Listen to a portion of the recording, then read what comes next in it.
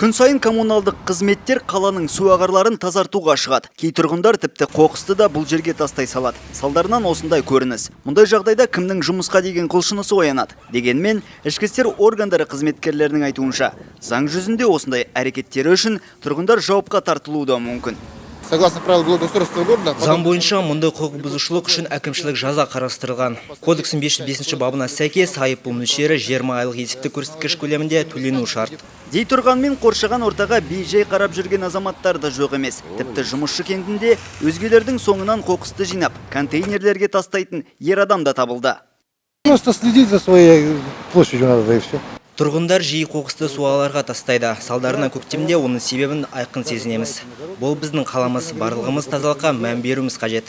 Қалалықтарды жаман әдеттен арылтып, саналарына ой тастау мақсатымен полицейлер, төтенше жағдайлар мен коммуналдық кәсіпорындар қызметкерлері рейд ұйымдастырды. Әзірге тұрғындар бұл әрекеттері үшін жазаланбады. Келер жолы жағдай өзгермесе, тиісті шаралар қолданылмақ.